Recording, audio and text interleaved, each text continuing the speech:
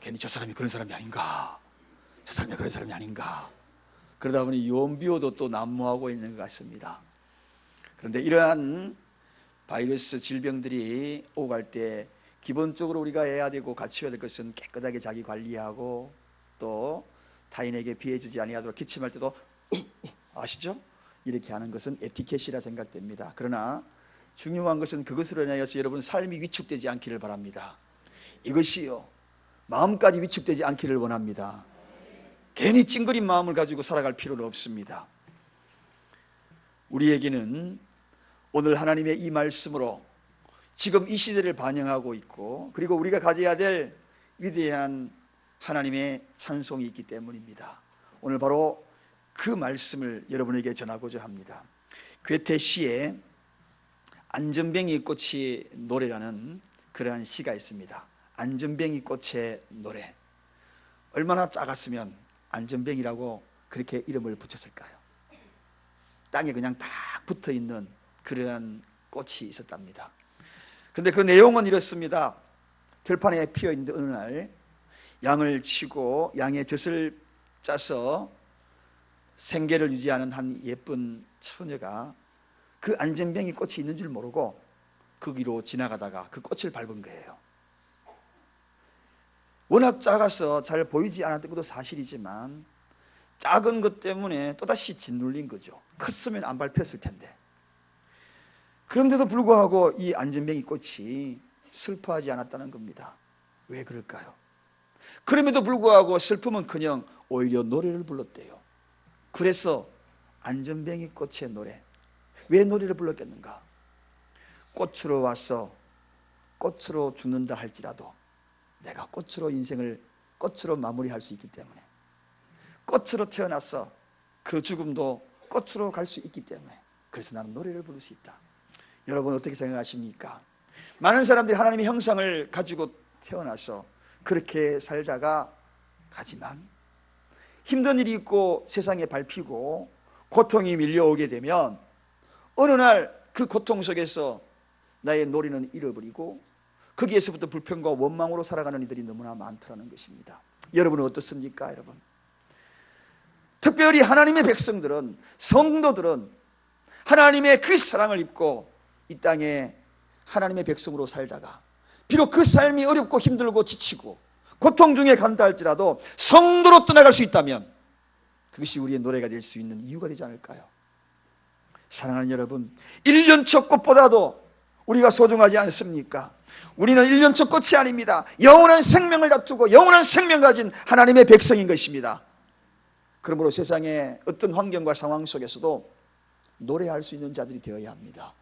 고통 속에서도 노래할 수 있는 자들이 되어야 합니다.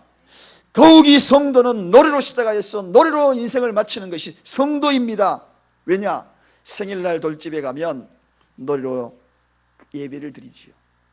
장례식에도 노래로서 마지막 인생을 마무리합니다. 그 노래가 어떤 노래입니까? 세상 사람들이 부르는 노래가 아닙니다. 하나님을 찬송하는 찬송, 하나님을 노래하는 찬송인 것입니다. 세상에는 고통을 목 놓아 우는 사람이 많습니다. 고통을 당하면서 목 놓아 신음하는 이들이 많습니다. 그러나 성도는 고통을 당할 때 신음하라고 하나님이 선택한 백성들이 아닙니다. 고통을 당하면서도 노래하라는 것이 성도의 삶인 것입니다. 고통과 노래는 어울릴 수 없는 단어예요. 고통과 노래가 어떻게 어울릴 수 있습니까? 사람이 기분이 좋아야 노래하지, 고통이 밀려오는데 노래한다? 도저히 어울릴 수 없어요. 함께 어울릴 수 있는 단어가 아닙니다. 이게 세상 사람들이 평가하는 모습입니다. 그러나 기독교의 참맛이 어디에서부터 우러나오는가? 고통과 노래가 어울리는 데서부터 기독교의 참맛이 나옵니다. 찬송을 오히려 고통의 친구로 삼는 것이 기독교라는 것입니다. 세상에 살아가는 방법과 다르지요. 하나님의 백성들이 고통당할 때 해야 될 일이 무엇인가? 여러분, 친구를 부르세요. 그 친구가 누구이냐? 찬송인 것입니다. 할렐루야. 꽃봉오리가 한때 비에 젖어서도 울어야 할 때가 있듯이 고통으로 인간은 울어야 할 때가 있습니다. 힘이 없어 지칠 때가 있습니다. 고통의 비를 맞으면서 걸어가는 그 발걸음은 너무너무 힘에 겨울 수도 있습니다. 어쩌면 그 비에 온통 다 젖어서, 고통의 비에 젖어서 걸어가는 발걸음조차도 옮기기 어려운 이들도 있을 것입니다. 그때 우리 입에서 나오는 것이 무엇입니까? 세상을 원망하고 삶을 원망하고 불평하고 그러는 것이 우리의 삶이 아닙니까? 그런데 성도는 그렇지 않다는 것입니다. 고통의 비를 맞으면서 걸어가야 할 때 그때 친구를 부르세요. 친구가 누굽니까? 찬송이 친구입니다. 찬송이 친구예요. 여러분, 감사하는 사람은 어디를 놔둬도 감사합니다. 그리고 원망하는 사람은 어디에 있어도 원망합니다. 어디 한번 보십시다. 감사의 얼굴인지 원망의 얼굴인지. 찬송하는 사람은 고통 중에서도 찬송합니다.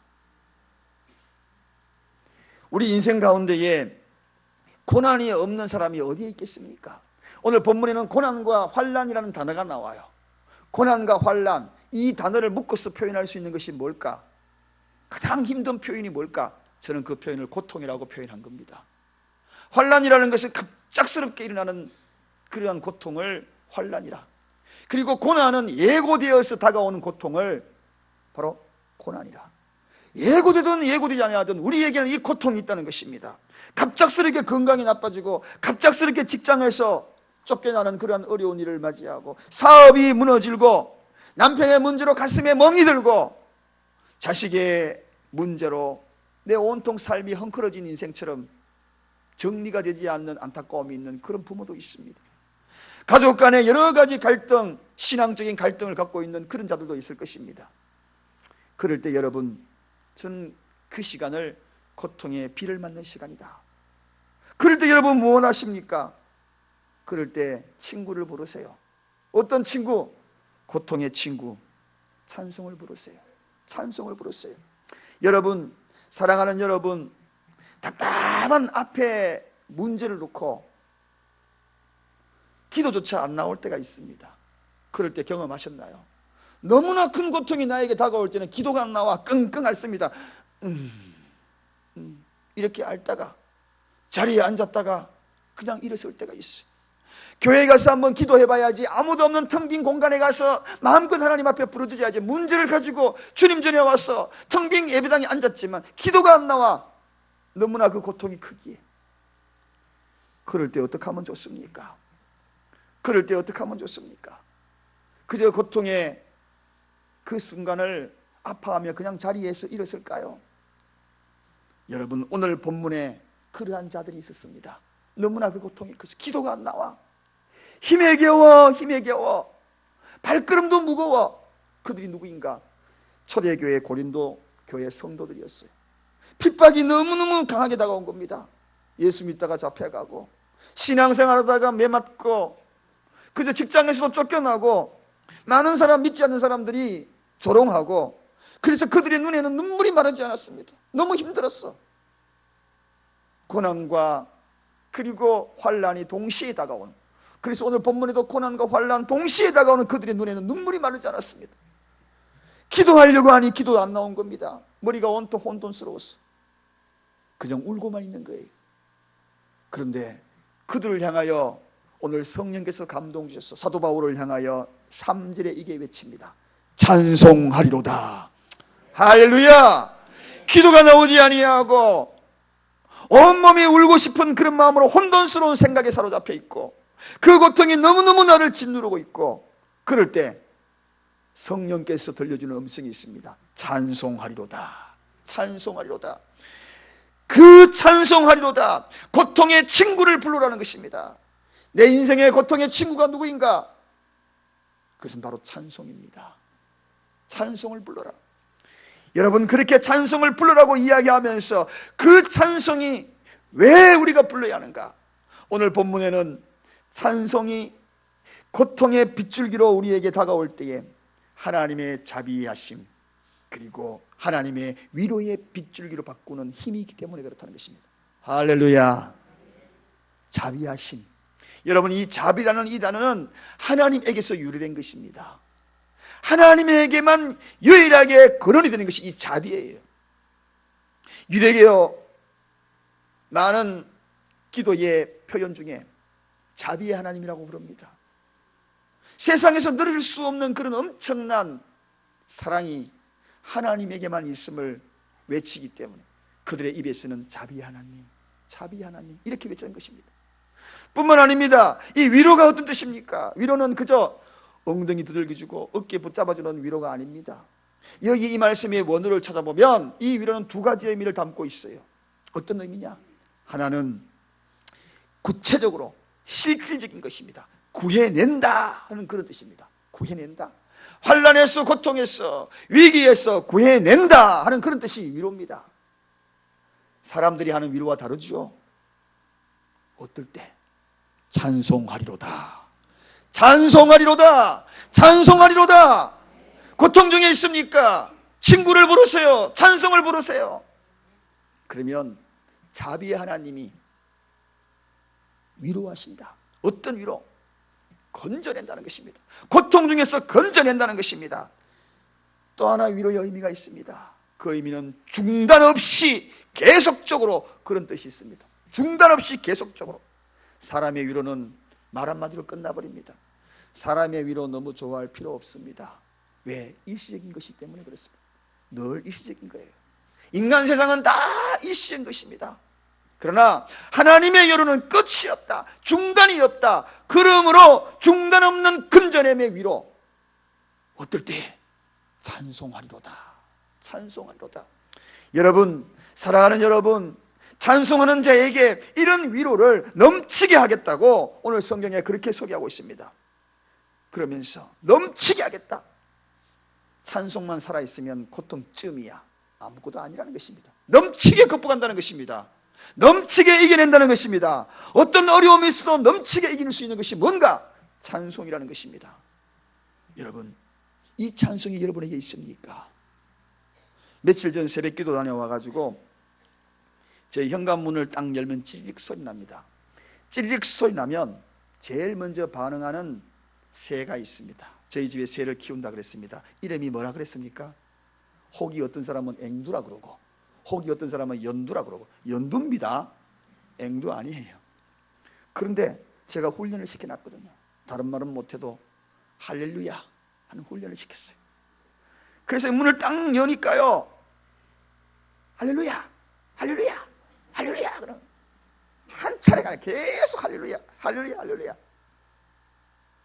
그 소리를 듣자마자 제가 옷을 갈아입으러 가다가 발걸음을 멈추고 돌이켜 와가지고 저기 베란다에 있는 새장으로 향했습니다.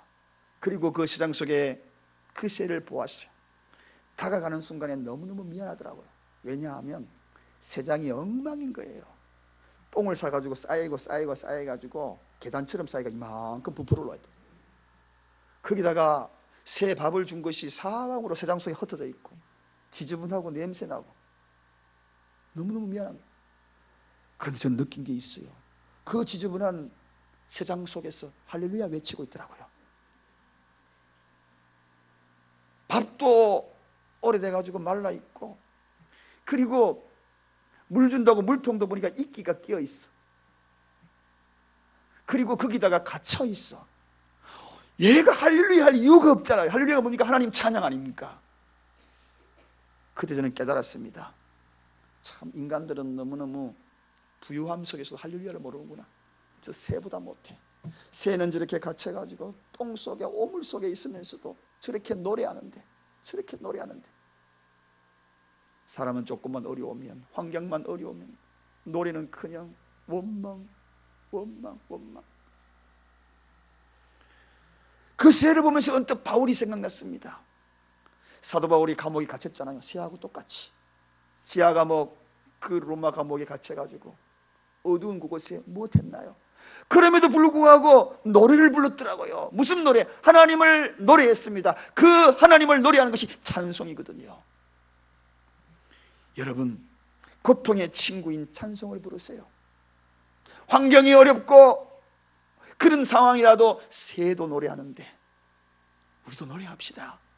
하나님을 노래하십시다. 여러분의 심령에 찬송이 살아있습니까? 지금 찬송이 살아있습니까?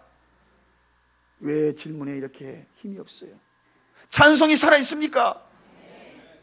우리 교회에 정말 찬송이 살아있다 생각하십니까?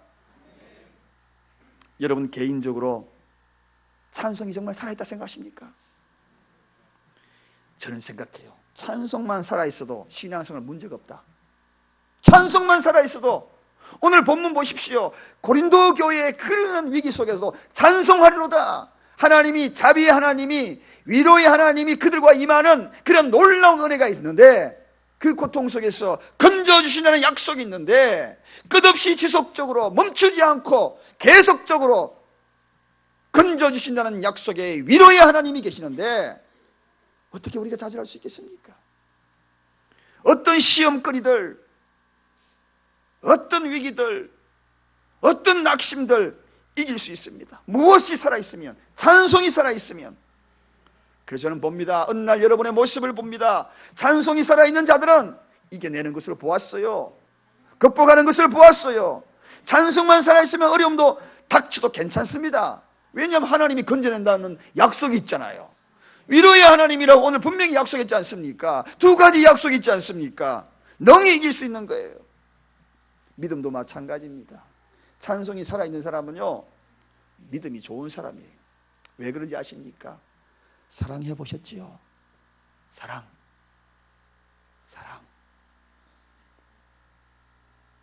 안 해보셨어요? 사랑에 빠진 사람은 사랑하는 사람을 만나러 갈 때 콧노래를 불러요. 머리 감고 털면서도 거울 보면서. 아마도 제 아내하고 저하고 연애할 때에 제 아내가 정말 엄청 저를 좋아했거든요. 만날 때만 노래 엄청 불렀었을 것 같아요. 콧노래 부르고 가면서 그냥 신발 신으면서 노래 부르고 옷 입으면서 노래 부르고. 왜 그럴까요? 사랑하는 사람이 있으니까 그렇지. 하나님과 정말 사랑이 빠지면 여러분 어떡할까요? 찬송이 나오지 않을까요, 여러분? 오늘 교회 오실 때 찬송 부르면서 오셨습니까? 야, 우리 교회는 하나님의 사랑에 빠진 사람이 많네. 어떤 교회 가면 직분 때문에 온대. 직분 때문에. 안 가면은 목사님 전화할 것 같고. 그런 교회 우리 교회 말고 저기 어디 지역은 말하지 않겠어요. 하나님과의 사랑에 빠지면 나도 모르게 찬송이 나옵니다. 내 영혼의 걷기 깊은 데서 맑은 가락이 울려나네. 찬송이 나와. 그러면서 옮겨지는 거예요. 여러분, 개인적으로 저는 바라보면 찬송이 살아있으면 그 믿음은 정상적인 거예요. 찬송이 죽으면 사랑이 시들은 거예요. 시들시들. 하나님과의 사랑도 시들시들, 믿음도 시들시들. 그런 사람은 시들시들한 넘어지는 것입니다. 그러나 찬송이 살아있으면 안전뱅이 꽃이라도 누가 밟아도 밟혀도 꽃으로 살다가 꽃으로 죽어가다 그러면서도 노래가 나와. 성도로 살다가 고통 중에 살아도 노래가 나와. 밟혀도 노래가 나와. 여러분을 수없이 밟아도 찔러도 노래가 나오는 사람이 있고 그렇지 아니하고 쓰러지는 사람이 있다는 것입니다. 찬송이 살아야 돼. 찬송이 살아있으면 축 늘어지게 부르지 않아요. 저는 가끔 가다가 찬송을 좀 빨리 그러죠. 찬송 부를 때 빨리. 예를 들어서 주 안에 있는 나, 물론 연세 드셔가지고 그럴 수 있어. 그건 이해합니다. 주 안에 있는 나에게. 그래야지 근심 떠나가지. 주 안에. 근심이 더 와. 여러분, 찬송이 살아야 돼요. 우리를 하나님께서 어떻게 우리를 불렀다고 했습니까? 모집된 군사라고 불렀다. 군사가 부르는 노래가 뭡니까? 군가입니다. 군가. 찬송은 군가예요. 군가를 왜 부릅니까? 승리하기 위해서 부르는 겁니다. 이기기 위해서 부르는 거예요. 어떤 분이 그러더라고요. 직장생활에서 그럼거리만 봐도 그 사람은 정말 일을 더 많이 하는 것을 알고 있다. 그럼 그냥 이래 걷는 사람, 그런 사람들 절대로 종업원으로 뽑지 마십시오. 그럼이 재바른 사람, 탁탁탁 움직인 사람, 그런 사람은 하나 할 걸 둘 합니다. 안 봐도 알아. 그럼거리 보면 대충 압니다. 저 사람 참 고용한 직장인 사장님 참 힘들겠다. 그럼거리 보니까 딱 알아요. 우리가 누굽니까 여러분? 그냥 노래 부르는 것이 아닙니다. 하나님을 노래하는 것입니다. 하나님을 노래하면 그것은 일시적으로 위로받는 세상 노래의 위로와 달라요.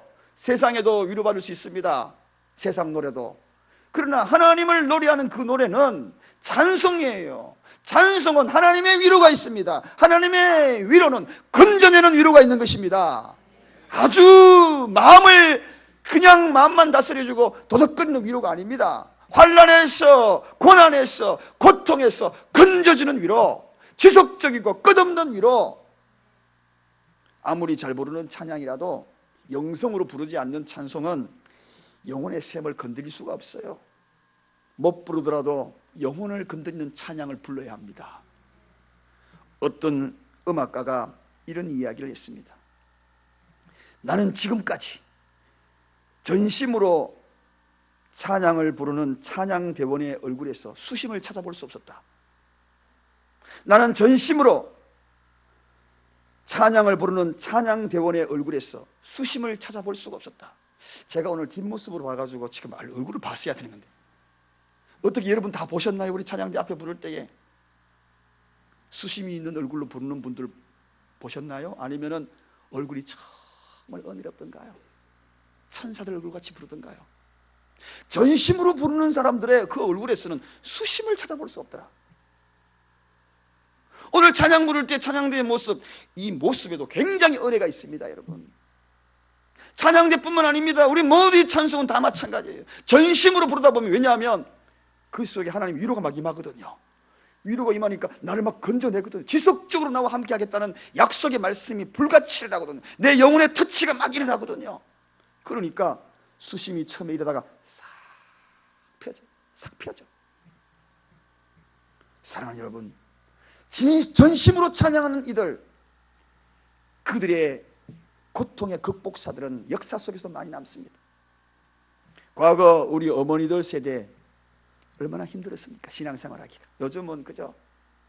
요즘은요, 연세 드신 남편이 방해하다가 곰탕 끓이고 도망가 버립니다. 옛날에는 교회 가지 마라 그러면은 집안 전체가 꼼짝달싹 못하게 만들었잖아요. 요즘은 그랬다가는 큰 소리 쳤다가는요, 곰탕 끓여놓고 집 나가버려요. 과거의 어머니들 신앙생활 할 때 남편이 무관심하고, 우리 어머니도 그랬어요. 폭력적이고, 교회 가면 알아서 해라, 교회 가기만 가라, 몰래 교회 한번 갔다 오고 얻어맞고. 그러다가 가마솥에 불을 떼면서, 부지깽이로 불 떼가지고 불 떼면서 하는 일이 뭡니까? 가만히 들어보면 찬송 부르고 있어. 찬송 부르고 있어. 얻어터지고 찬송 부르고 있어. 거기에서 일어날 수 있는 힘이 무엇이었습니까? 그런 환경에서 일어날 수 있는 힘이 어디에 있었습니까? 찬송의 힘이었습니다. 그 찬송으로 인하여 우리 가정이 다 구원받은 거예요. 이겨낸 거예요. 여러분, 찬송을 부르면 얼굴이 밝아집니다. 왜냐하면 하나님의 위로가 임하는 것이 찬송이라 그랬는데, 제대로 부르면 반드시 하나님의 위로가 있는 것입니다. 새 힘을 공급받게 되어 있는 것입니다. 고통이 아무리 밀려온다 할지라도 찬송을 친구로 부르세요. 그러면 고통 중에서 하나님의 위로가 임한다고 약속하고 있는 것이 아닙니까? 그래서 우리가 예배 드리기 전에 우리가 찬송하잖아요. 그 찬송의 의미가 뭡니까? 다른 건 아닙니다. 내 심령을 뜨겁게 하는 거예요. 그 시간에 그저 딴 생각을 하고 부르는 거 아닙니다. 내 심령이 뜨거워지는 것입니다. 가슴이 뜨거워지는 거예요. 그러면 그것이 통하여서 예배가 뜨거워지는 것입니다. 그걸 통하여 말씀도 뜨거워지는 것입니다. 신앙의 참맛이 뭐냐? 한마디로 찬송의 은혜를 아는 사람이 신앙의 참맛을 아는 것입니다. 기도는 못해도 찬송을 할 수 있지 않습니까? 어르신들은 곡은 몰라도 흥얼흥얼 가사는 다 하시더라고요. 내 주를 가까이, 이거를 내 주를 가까이, 그거 아무것도 아닌 것 같지만 그 힘으로 버티신 것이 믿음의 어머니들이었어요. 신앙의 참맛은 고난 중, 환난 중 찬송하면 하나님을 더 가까이 만날 수 있고 그의 위로가 있다는 것입니다. 우리 주님이 말씀하셨어요.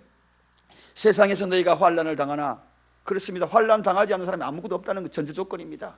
믿는 사람이든 안 믿는 사람이든 다 환난을 당하나 그러나 담대하라 그랬습니다. 담대할 이유가 무엇입니까? 그 다음에 이어지는 말씀이 내가 세상을 이기었노라, 그렇게 주님이 말씀하셨어요. 그럼 주님이 어떻게 이겼는가? 가만히 생각해 보니 그분은 찬송 소리 듣고 오셨더라고요. 천사들의 찬송 소리 듣고 이 땅에 태어나셨어요. 그리고 다시 주님이 재림하실 때도 천사들의 나팔 소리와 찬송의 소리와 함께 이 땅에 오시는 것입니다. 처음과 끝을 찬송으로 장식하면서 그분은 세상을 이기었노라, 내가 이기었노라. 아, 찬송이 이길 수 있구나. 이 땅에서 기도하지만 기도는 이 땅에서 다 사라집니다. 주님 나라에는 찬송만 살아있는 거예요. 할렐루야. 주님 나라에는 설교도 필요 없습니다. 이제는 설교로서 설득할 필요가 없는 거예요. 찬송은 영원한 것입니다. 천국 방언이에요. 그래서 하나님께서 찬송을 하고 고통을 주는 것입니다. 이 땅에 살아가고 있는 동안에 어려움을 당하지 않는 사람 단 한 사람도 없습니다. 고난이 없는 사람 단 한 사람도 없어요. 그러나 그 고통 가운데에도 성령님의 따스한 손길을 만나는 사람이 있습니다. 그가 누구입니까? 찬송하는 사람이에요. 찬송하는 사람. 고난당하는 자에게 필수적으로 요구되는 것이 있으면 친구를 부르세요. 세상 친구 이야기하는 거 아닙니다. 그 세상 친구들 위로의 한계점이 있습니다. 말 위로죠 뭐. 그러나 영원한 위로, 하나님의 위로는 찬송인 것입니다. 고난의 빗줄기가 어느덧 찬송하니까 은혜의 빗줄기로 바뀌고 위로의 빗줄기가 바뀌고, 이게 찬송입니다. 오늘 본문에 하나님이 위로라고 말씀하지 않습니까? 이 위로가 고난을 압도하는 것입니다. 이 땅에 살아가는 고난을 압도하고 환난을 압도하는 그러한 위로, 세상 끝날까지 건져내겠다는 그러한 위로. 사랑하는 여러분, 우리가 실패가 많지만 그 실패를 이기고 극복할 수 있는 노래가 있다면 그 노래를 우리가 부르지 않겠습니까, 여러분? 왜 하나님 우리에게 고통이 이렇게 임하게 하였는가 생각해 보니 고통을 경험한 자의 노래는 진하더라고요. 중심이 있어요. 그 속에 깊이가 있어요. 고통을 당하고 있는 그 사람의 찬송은요, 깊이가 있어요. 그냥 모든 것이 풍족한 곳에서 부르는 노래는 깊이가 없고 가벼워요. 박수치더라 이렇게. 그러나 고난을 경험하고 고통을 경험해 하나님을 바라보면서 그렇게 부르는 그 찬송에는 깊이가 있더라고요. 그래서 세상 노래도 삶을 노래하고 위기를 당하고 어려운 사람들이 작사 작곡하고 그것을 또 노래하는 가수들을 보면 공감대가 형성이 되고 정말 그 노래 감동되네 그러잖아요. 사랑하는 여러분, 어떤 고통에 휩싸여 있습니까? 어떤 위기에 있습니까? 어떤 어려움이 있습니까? 다윗은 찬송 불렀어요. 그래서 다윗은 그의 생애가 찬송의 삶이었습니다. 시편을 읽어가 보면 다 그래요. 도망자, 쫓기고 배신당하고 홀로 목동으로 들녘에 형들은 다 인정받아 갔는데 인정받지 못하여 혼자 양떼를 지키며 무엇했습니까? 노래를 불렀어요. 여호와는 나의 목자시니 내가 부족함이 없으리로다. 노래를 불렀어요. 고독한 양치기, 아무도 없고 외로울 때 그가 한 것이 무엇입니까? 친구를 불렀어. 친구를. 어떤 친구? 찬송을 불렀어요. 외롭지 않았어요. 밤길을 갈 때 두려웠습니다. 사망의 엄침한 골짜기 다닐 때에 두려웠어요. 너무 두려웠어요. 그럴 때 친구를 불렀어. 그 친구가 누구였습니까? 찬송이었어. 찬송을 부르기 두렵지 않은 겁니다. 외롭지도 않고 두렵지도 않고, 그게 찬송의 힘입니다. 그가 바로 나의 친구가 되는 것입니다. 사랑하는 여러분, 오늘 본문 4절은 더 위대함을 선포하고 있습니다. 우리의 모든 환난 중에서 우리를 위로하사 우리로 하여금 하나님께 받은 위로로 모든 환난 중에 있는 자들을 능히 위로하게 하시느니라. 이상해요. 하나님의 위로를 경험한 사람은 이 위로를 자기 혼자만 간직하는 것이 아니라 다른 사람에게도 전파되는 힘이 있다는 것입니다. 여기까지 가야 합니다. 내 혼자 위로받는 것으로 끝나는 것이 아니에요. 하나님의 위대한 위로를 받은 사람은 그 위로를 통하여서 다른 사람에게 막 영향력을 끼치는 거예요. 내 찬송이 다른 사람의 입까지 간질간질하게 만들어서 찬송 부르게 하는 것입니다. 참 이상해요. 내가 막 집에서 찬송하면은 무의식이 가만히 있다가요, 제 아내가 가만히 있다가 거기에 자기도 모르게 자기 입에서 찬송, 똑같은 찬송이 나와. 그런 일 경험했습니까? 안 경험했습니까? 경험합니다, 여러분. 나의 노래가 너의 노래가 되고, 나의 찬송이 너의 찬송이 되고, 나의 위로가 너의 위로가 되고, 나의 승리가 주변에 있는 사람까지 승리하게 되고, 나의 기쁨이 우리 이웃의 기쁨까지 전파되는 것이 위로의 능력입니다. 어떤 위로? 하나님의 위로.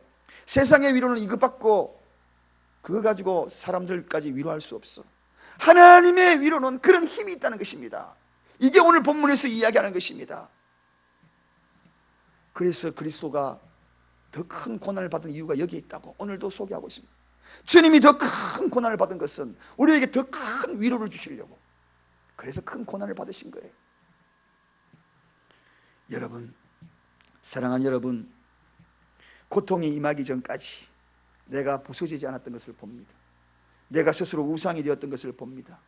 그러나 고통이 임함으로 말미암아 너무나 나약한 존재인 것을 압니다.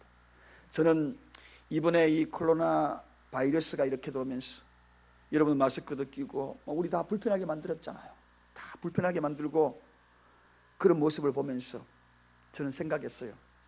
아, 이 모든 환경 속에서 노래를 부르라고 그러는구나. 하나님을 찬송하라 그러는구나. 유럽에 어마어마한 패스트균이 유럽을 강타한 적이 있습니다. 그때에 런던 거리에 많은 사람이 쓰러져 죽어갑니다. 3분의 1이 런던시에 다 감염이 됩니다. 3분의 1. 어마어마하죠. 우리는 지금 우리나라 12명이 감염됐다, 부천에 1명 됐다 그러니까 지금 뭐 난리잖아요. 누가 죽은 사람도 아무도 없는데 굉장한 지금 들썩거리잖아요. 3분의 1이 어마어마한 일이 벌어졌습니다. 사람들은 문을 다 잠그고 나가지 않았습니다. 다 죽었다고, 이제 우리 세상 끝났다고. 그럴 때 몇몇 청년들이 거리를 뛰쳐나가 앞으로 돌면서 찬양을 부르기 시작합니다. 그 찬양, 모든 것이 일손을 놓고 절망스러운 그때에 찬양 부르는 그 청년의 뒤를 따라 한 사람 두 사람씩 거리를 나와서 다시 런던 거리를 회복시키고 일어섰던 것을 기억을 합니다. 사랑하는 여러분, 스데반이 돌에 맞아 죽어가면서 그 얼굴에 천사처럼 빛냈다 그랬습니다. 천사처럼 빛났다 그랬어요. 왜? 하나님 우편에 써 있는 주님을 바라봤기 때문에. 찬양은 하나님을 서게 만드는 것입니다. 주님을 서게 만드는 것입니다. 여러분, 내 삶의 형편을 바라보면 울 수밖에 없고, 이 나라 환경을 바라보면 절망이라는 단어가 계속적으로 우리 입가에 맴돈다 할지라도 전능의 하나님을 바라보는 거예요. 사람을 바라보는 것이 아니라 하나님을 바라보는 것입니다. 찬송은 하나님을 바라보는 것입니다. 찬송은 하나님께 영광 돌리는 것입니다. 그분의 위로, 환경 때문에 우는 위로가 아니라 삶의 환경이 평화로워졌기 때문에 부르는 노래가 아니라 영원한 노래입니다. 세상을 정복하는 노래입니다. 주님이 오실 때도 노래를 불렀고 마지막 재림 때도 그 노래 부를 그 찬송, 위대한 찬송, 영원한 찬송, 이 땅에서도 천국에서 불러야 할 그 찬송, 찬송을 친구 삼으세요. 나도 힘든데 오히려 다른 사람에게까지 위로하는 힘을 공급해야 하는 것이 찬송입니다. 말씀의 결론을 드립니다. 저는 아까 앞에서 새 이야기를 했습니다. 연두 조그마한 새 한 마리 키우는 거 이야기했습니다. 제가 그 노래 듣고 할렐루야 외치는 그 새의 노래를 듣고 어떻게 했을 거라고 생각합니까? 똥이 쌓이고 쌓여있는 거 물청소 다 해서 깨끗하게 세장 닦아내고 틀틀내고 물통 이끼까지 다 깨끗이 세미를 씻어내고 밥도 그날따라 이만큼 주고 거기다가 보너스까지 줬어요.